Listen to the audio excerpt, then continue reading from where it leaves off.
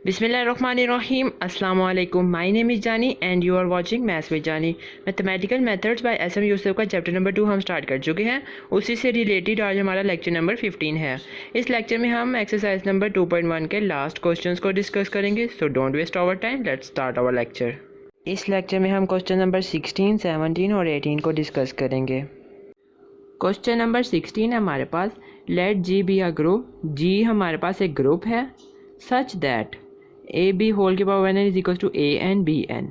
जी हमारे पास एक ग्रुप है अगर वो इस कंडीशन को सेटिस्फाई करता हो for 3 consecutive natural numbers n.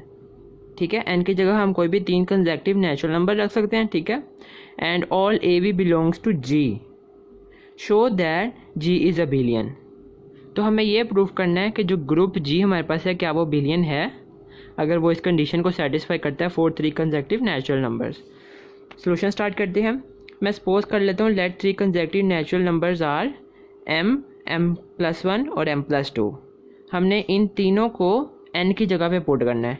ठीक है, n की जगह पे जब हम इन तीनों चीज़ों को पुट करेंगे m, m+1 और m+2, ये हमारे पास 3 अलग-अलग इक्वेशंस आ जाएंगी। ठीक है, then we shall show G is abelian. Abelian क्या होता है? ए B is equal to B A, ये हमें प्रूव करना है। ठीक है, हम इक्वेशन नंबर 3 ले लेते हैं।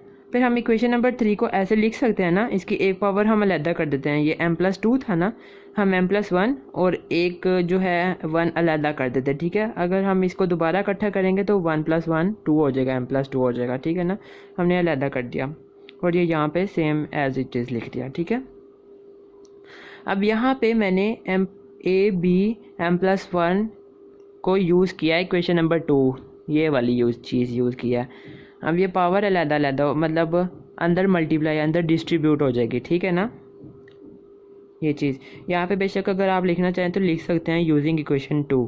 ठीक है, और यहाँ से एक एक पावर अलग कर लिया। ठीक है, ए यहाँ से अलग कर लिया और यहाँ से बी अलग कर लिया। अब ये अगर एक ग्रुप है, उन्होंने हमें कहा है let G be a group. अगर ये हमारे पास एक ग्रुप है तो इसमें एसोसिएटिव लॉ तो होल्ड करेगा ही ना, तो इस पर हम एसोसिएटिव लॉ को अप्लाई कर देंगे। ठीक है, अब जो ब्रैकेट थी ना, एसोसिएटिव लॉ ये कहता है जहाँ मर्जी लगा दो, तो मैंने ब्रैकेट इन 2 पे लगा दी यहाँ पे और यहाँ पे इन 2 पे लगा दी। ठीक हो गया, इतनी समझ लग गई। ठीक है, अब बाय राइट कैंसलेशन लॉ से हमारे पास जो ये बी था इस बी के साथ कैंसिल हो गया। ठीक है, और यहाँ से एक पावर ए की अलहदा कर ली तो ये एक ए अलहदा हो गया और ए की पावर में m। ठीक है, अब लेफ़्ट कैंसिलेशन लॉ से ये वाला ए इस ए के साथ कैंसिल हो जाएगा। जब ये कैंसिल हो गया तो हमारे पास ये इक्वेशन बच गई। यहाँ से ये जो पावर है ये हमने होल की पावर ले ली। ठीक है, m+1 होल की पावर। अब ये जो m+1 थी हमने इसकी भी एक पावर अलग कर ली। ठीक है, ये a भी रह गया। ठीक है, अब इस साइड पे हम एसोसिएटिव लॉ को अगेन अप्लाई कर देंगे। हमने एसोसिएटिव लॉ को अगेन अप्लाई कर दिया। ठीक है, ब्रैकेट अलग कर दी। अब ये जो पावर थी ये हमने होल की पावर रख दी m। ठीक है, अब बाय लेफ़्ट कैंसिलेशन लॉ से ये A B power whole m और ये A B power whole m ये कट हो जाएगा। ठीक है, तो हमारे पास क्या बचेगा? B A is equal to A B. Oops, यही तो हमें प्रूव करना था। अब A B is equal to B A या B A is equal to A B आ गया, therefore G is abelian, क्योंकि जी तो पहले से एक ग्रुप था ना। ठीक है, तो हमने प्रूव कर दिया कि जी एक अबिलियन ग्रुप है under this condition for 3 consecutive natural numbers. Question number 17 है हमारे पास, if G is abelian group show that A B whole power N is equal to A N B N. अगर G हमारे पास abelian group है, अच्छा billion group है, अब जी जो है वो हमारे पास एक अबिलियन ग्रुप है, इसका मतलब कि अगर हमारे पास ए बी हो तो हम उसे बी ए या बी ए हो तो हम उसे ए बी लिख सकते हैं, क्योंकि जी जो है वो हमारे पास क्या है? एक अबिलियन ग्रुप है। ठीक है, फिर हमें प्रूव ये करना है कि a B whole power n equal है ए एन बी एन के। यानी इससे जो पिछला क्वेश्चन था ना, क्वेश्चन नंबर 16, वो इस वाले से बिल्कुल मुख्तलिफ है। ये दोनों सेम क्वेश्चंस नहीं हैं। वहाँ पे हमारे पास एक ग्रुप था, उसे हमें अबिलियन प्रूव करना था under this condition for 3 consecutive natural numbers. लेकिन यहाँ पे जी हमारे पास एबिलियन ग्रुप है, हमें इस साइड को इसके इक्वल प्रूफ करना है, और जो n है वो हमारे पास सेट ऑफ इंटीजर से बिलोंग कर रहा है। ठीक है, अगर सेट ऑफ इंटीजर्स की बात की जाए तो हमारे पास 3 तरह के आ जाते हैं integers, positive integers, zero integer और नेगेटिव इंटीजर। ठीक है, तो हम इसे अलग-अलग प्रूफ करेंगे 3 केसेस बना के। सबसे पहले हम बात कर लेते हैं सेट ऑफ पॉजिटिव इंटीजर्स की। First we prove a B whole power n is equal to A N B n is correct for all positive integer. We shall prove it by mathematical induction method, because जब भी हम positive integers की बात करते हैं तो हमारे पास एक ही मेथड ज़हन में आता है, मैथमेटिकल इंडक्शन मेथड। ये हमने फर्स्ट ईयर की क्लास फर्स्ट ईयर की 8th चैप्टर में हमने इस चैप्टर को डिटेल से पढ़ा हुआ है। ठीक है, इसके 3 स्टेप्स होते हैं। फर्स्ट स्टेप्स में हम कहते हैं कि लेफ़्ट इक्वल टू राइट होनी चाहिए, left hand side is equal to right hand side. ठीक है ना, और सेकंड स्टेप में हम ये कहते हैं कि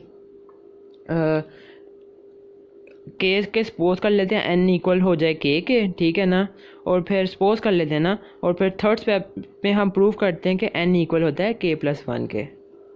चलें फर्स्ट स्टेप हम अपना देख लेते हैं। For n is equal to 1, अब हमने n की जगह 1 पुट कर देना। ठीक है, A B whole power 1 is equal to a1 b1, ये दोनों साइड्स तो आपस में इक्वल आ गई। Therefore it is correct for n is equal to 1। अगर हम इसे 2 के लिए चेक करें तो ये 2 के लिए भी करेक्ट हो जाएगा। पता है कैसे? For n is equal to 2।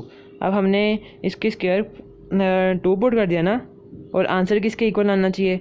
A square B square के ना, तो इसका वो अलग-अलग कर लिया, इस पर एसोसिएटिव अप्लाई कर लेंगे, एसोसिएटिव लॉ। ठीक है ना, एसोसिएटिव लॉ से ये ब्रैकेट से अलग-अलग हो जाएंगी, मतलब ए बी ए पे ब्रैकेट आ जाएगी। तो हमें क्या कहा गया है कि ये जो है ये एबिलियन ग्रुप है, बी ए की जगह क्या आ जाएगा? ए बी आ जाएगा, है ना। तो बी ए की जगह हम बी लिख देंगे, ब्रैकेट ए बी के ऊपर होगी। फिर हम अगेन एसोसिएटिव लॉ अप्लाई करेंगे, तो यहाँ पे ए और बी बी पे ब्रैकेट आ जाएगी, तो ये स्क्वायर बी स्क्वायर हो जाएगा। तो हमारे पास ये भी प्रूव हो जाएगा। अगर 3 के लिए चेक करना चाहे, so on up to positive infinity तक हम इसे चेक कर सकते हैं, ये सब पे आंसर करेक्ट ही आएगा। ठीक है, दोनों साइड्स इक्वल होंगी। लेकिन ये हमारे पास जो है ना, ये सॉल्यूशन का हिस्सा है, ये जो है ये हमारे पास सॉल्यूशन का हिस्सा नहीं है। ठीक है, ये जस्ट समझाने के लिए था। स्टेप 2 में हम ये सपोज कर लेते हैं it is correct for n is equal to k। क्यों? क्योंकि हमारा आंसर 1 पे भी ठीक आ रहा है, n इज़ इक्वल टू 1 पे भी ठीक आ रहा था, 2 पे भी ठीक आ रहा था, 3 पे भी, यानी जो जिस पे भी हम चेक कर रहे थे ना ठीक आ रहा था। तो हमने सपोज कर लिया कि n is equal to k तक आंसर जो है हमारा ठीक आ रहा है। ठीक है, हमने सपोज कर लिया। ठीक है, फिर हम स्टेप 3 में ये प्रूव करेंगे कि n is equal to k+1, यानी k से अगली हद जो है वो k+1 ही होगी ना, उस पर भी आंसर ठीक आएगा। चलो हम इसमें स्टेप 3 में हम इसको प्रूव करते हैं। We have to show a B whole power k+1 is equal to k+1 और b k+1। Left hand side हम ले लेते हैं ए बी k+1, ये जो 1 है एक पावर हम अलहदा कर लेते हैं। ठीक है,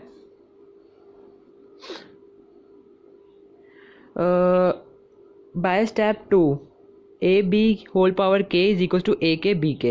ये देखें हमने यहाँ पे सपोज कर लिया था ना कि ये इक्वल इसके है, तो ये चीज़ हमने यहाँ पे यूज़ कर लिया है, इसकी जगह हम ये लिख देंगे। ठीक है, अब यहाँ पे हम एसोसिएटिव लॉ अप्लाई कर देंगे। क्यों? क्योंकि ये एक अबिलियन ग्रुप है, अबिलियन में तो एसोसिएटिव लॉ भी अप्लाई करता है, होल्ड करता ही है ना, क्योंकि ये ग्रुप जो है ग्रुप से आगे होता है ना अबिलियन ग्रुप, तो इसमें 5 प्रॉपर्टीज़ होल्ड करती हैं। एसोसिएटिव लॉ अप्लाई कर दिया, ब्रैकेट्स चेंज हो गई। ठीक है, अब ये एक अबिलियन ग्रुप है, तो अबिलियन ग्रुप हमें क्या कहता है कि बी के ए इक्वल है ए बी के। ऐसे लिखो या ऐसे लिखो, ये आपस में इक्वल होंगे। क्यों? क्योंकि ये एक अबिलियन ग्रुप है। ठीक है, तो हमने ऐसे लिख दिया। अब इस पर हम अगेन एसोसिएटिव लॉ अप्लाई कर देंगे। ठीक है ना, अगेन अप्लाई एसोसिएटिव लॉ, तो ब्रैकेट ये अलग-अलग हो गए। और ये जो थी हम पावर इकट्ठी कर देते हैं, बेस सेम है तो पावर्स ऐड हो जाएंगी, इसकी पावर 1 है और इसकी भी पावर 1 है तो पावर्स ऐड हो जाएंगी। तो ये a k+1 और b k+1, तो ये तो हमारी राइट हैंड साइड थी। ठीक है ना, ये हमने प्रूव कर दिया।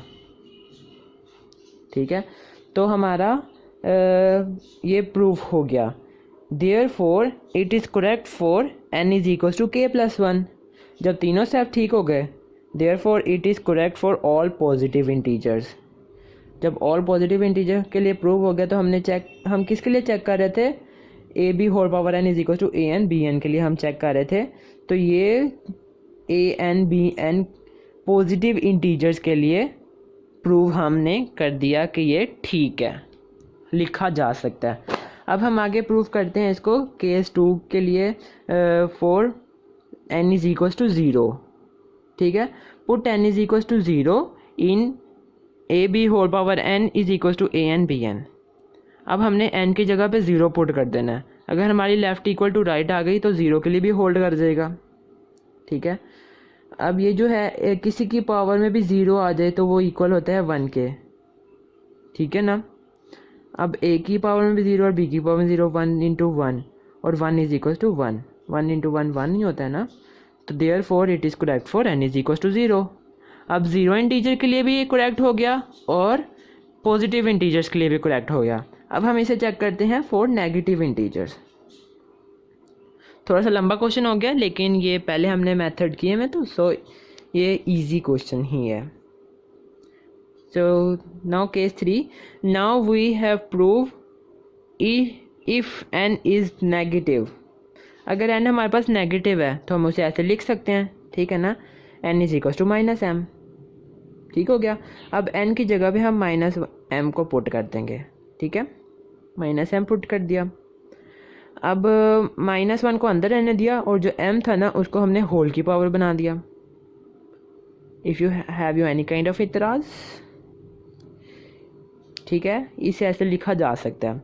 अब ये ए बी होल इनवर्स, ये हमने पीछे एक थ्योरम पढ़ा था, ये इक्वल होता है बी इनवर्स ए इनवर्स के। यही हमने लिख दिया, ये हमने थ्योरम यहाँ पे यूज़ किया है। ठीक है ना, अब ये जो m है ये हो पावर है, ये अंदर मल्टीप्लाई हो जाएगा। ठीक है ना, तो ये बन जाएगा b minus m a minus m. ठीक हो गया। तो माइनस एम हमने क्या कहा है, माइनस एम इक्वल है n के या n इक्वल है -m के। तो -m की जगह क्या हम लगा देंगे n, तो b की n और a की n बन जाएगा। But g is abelian, g जो है वो हमारे पास अबिलियन ग्रुप है, तो हम बी एन ए एन की जगह लिख देंगे ए एन बी एन। ठीक है ना, therefore a B whole power n is equal to A N B n. वाह, ये तो नेगेटिव इंटीजर के लिए भी करेक्ट हो गया। अगर ये पॉजिटिव इंटीजर के लिए करेक्ट है, 0 इंटीजर के लिए करेक्ट है, नेगेटिव इंटीजर के लिए करेक्ट है, therefore it is correct for all integers. ठीक है ना, हमारे पास ये क्वेश्चन प्रूव हो गया। हमने ये प्रूव कर दिया है कि जी एक अबिलियन ग्रुप है under this condition n belongs to set of integer. ठीक है, इसको ऐसे लिखा जा सकता है। हमने पॉजिटिव इंटीजर, नेगेटिव इंटीजर और 0 इंटीजर के लिहाज से हमने इसे प्रूव कर दिया।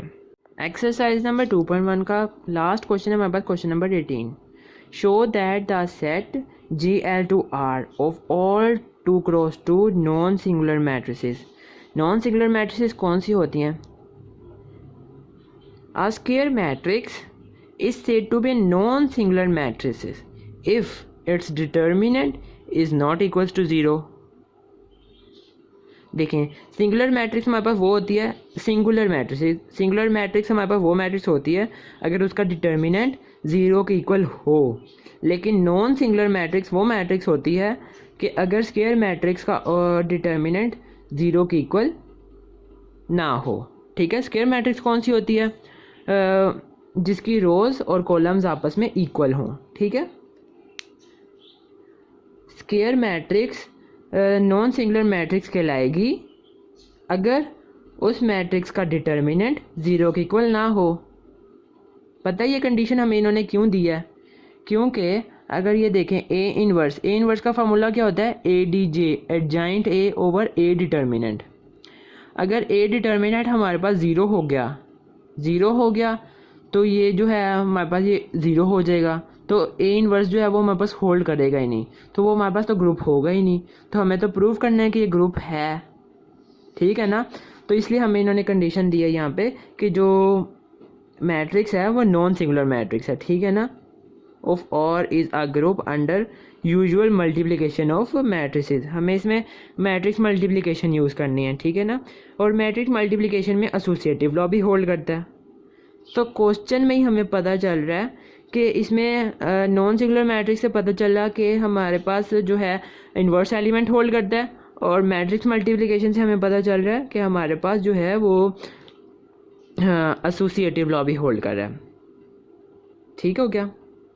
बाकी क्लोजर लॉ और आइडेंटिटी एलिमेंट हम देख लेते हैं।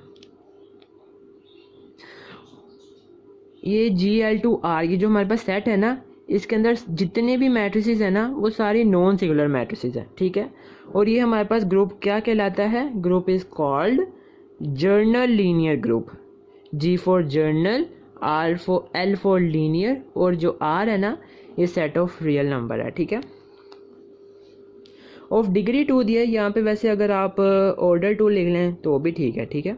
ग्रुप में डिग्री 2 लिखा, बुक में डिग्री 2 लिखा है, लेकिन आप ऑर्डर 2 भी कर सकते हैं। Group is called the journal linear group of degree 2 या ऑफ ऑर्डर 2। चलें सोल्यूशन स्टार्ट करते हैं। सपोज कर लिया कि ये हमारे पास एक मैट्रिक्स है, इसके ये एलिमेंट्स बिलोंग कर रहे हैं R के अंदर से, और उसका जो डिटर्मिनेंट है वो नॉट इक्वल टू 0 है। डिटर्मिनेंट यही होता है ना, इन दोनों को आपस में मल्टीप्लाई कर दें और इन दोनों को आपस में मल्टीप्लाई कर दें और सेंटर में साइन माइनस का रख दें। AB माइनस BC या CB जो आपका दिल करे लिख सकते हैं, क्योंकि मल्टीप्लाई तो ये दोनों ही आपस में हो रहे हैं ना, ठीक है। Not equals to 0। चलें क्लोजर लॉ देखते हैं। हमने सपोज कर लिया कि A और B ये बिलोंग कर रहे हैं सेट GL2R के अंदर। दो मैट्रिक्स हैं, ये हमारे पास बिलोंग कर रहे हैं सेट GL2R के अंदर, ठीक है। Where AB have order 2। इसका A का ऑर्डर भी 2 है और B का ऑर्डर भी 2 है। जब इन दोनों का ऑर्डर 2 है और ये सेट GL2R के अंदर बिलोंग कर रहे हैं, तो इनका जो प्रोडक्ट होगा उसका ऑर्डर भी 2 होगा, ठीक है ना। क्योंकि जो स्क्वायर मैट्रिक्स होती हैं, दो स्क्वायर मैट्रिक्स को आपस में मल्टीप्लाई किया जाए तो उसका जो आंसर आता है वो भी 2/2 ही आएगा, ठीक है। अगर A का ऑर्डर 2 है, B का ऑर्डर 2 है, देन इनका प्रोडक्ट जो है उसका ऑर्डर भी 2 ही होगा, क्योंकि 2/2 मैट्रिक्स है। एसोसिएटिव लॉ हमने पहले भी बात की है कि एसोसिएटिव लॉ मैट्रिक्स मल्टीप्लिकेशन के अंदर एसोसिएटिव लॉ होल्ड करता है। तो अगर ये आप इतनी थ्योरी लिख देंगे तो इतनी ही काफ़ी है। इसका हम इसी बुक के चैप्टर नंबर 3 में हम इसका प्रूफ भी करेंगे, ठीक है, कि मैट्रिक्स मल्टीप्लिकेशन में एसोसिएटिव लॉ होल्ड करता है। लेकिन अभी आपके लिए इतना काफ़ी है। आइडेंटिटी एलिमेंट है आगे हमारे पास थर्ड प्रॉपर्टी। हमने सपोज कर लिया कि ये भी जो है हमारे पास बिलोंग कर रही है सेट GL2R के अंदर मैट्रिक्स, ठीक है ना, 1 0 0 1। क्योंकि हमारे पास उसके अंदर तो बहुत सी मैट्रिसेस हैं, हमें नहीं पता कौन कौन सी हैं, तो हमने सपोज कर लिया कि जो I2 है ना, यानी आइडेंटिटी एलिमेंट वाली आइडेंटिटी मैट्रिक्स, ये उसके अंदर बिलोंग कर रही है, ठीक है। और इसका भी जो है ना वो क्या कहते हैं, डिटर्मिनेंट जो है वो नॉट इक्वल्स टू 0 है। ये आप खुद भी चेक कर सकते हैं, ठीक है। इसका जो डिटर्मिनेंट है ना वो 1 के इक्वल आएगा। You can check by yourself there, because अगर हम इसको किसी भी, हमने सपोज कर लिया कि हमारे पास एक और मैट्रिक्स है A, ये भी बिलोंग कर रही है सेट GL2R के अंदर, ठीक है। ये भी नॉन सिंगुलर मैट्रिक्स है, इसका भी डिटर्मिनेंट जो है ना वो नॉट इक्वल्स टू 0 है, ठीक है, यानी नॉन सिंगुलर है। तो हम इसे एक I या AI2 करते हैं या I2A करते हैं, तो हमारे पास आंसर जो है ना वो A ही आएगा, ठीक है ना। You can check by yourself. आगे हमारे पास इन्वर्स एलिमेंट, ठीक है, हमारे पास ये आइडेंटिटी एलिमेंट भी होल्ड कर गया। आगे हमारे पास इन्वर्स ऑफ एलिमेंट, ये फोर्थ प्रॉपर्टी है, ये हमने क्या ये होल्ड करती है, ठीक है ना। अगर आप सिर्फ थ्योरी लिख देंगे तो वही काफ़ी है, लेकिन अगर आपने इसे प्रूफ करना है तो आप इसे प्रूफ भी कर सकते हैं। ये हमने मैट्रिक्स ले लिया, उसका एडजॉइंट ले लिया, ठीक है, फिर उसका डिटर्मिनेंट ले लिया। और इन्वर्स का फार्मूला क्या होता है, adjoint A over A determinant, ठीक है, उसके नीचे ये रख दिया और फिर डिवाइड के अंदर मल्टीप्लाई, ये डिवाइड हो रहा था ना तो ये इन सब एलिमेंट्स के नीचे चला गया, ठीक है। और ये जो मैट्रिक्स है ये भी बिलोंग करेगी GL2R के अंदर। क्यों? क्योंकि ये भी नॉन सिंगुलर है और इसका भी ऑर्डर 2/2 है, ठीक हो गया। ए इनवर्स भी होल्ड कर गया। ठीक है, जब हमारे पास चारों प्रॉपर्टीज़ होल्ड कर गई तो हमारे पास जो सेट GL2R है, ये वाला जो सेट है सेट GL2R, ये हमारे पास होगा ग्रुप। ये हमने प्रूव कर दिया।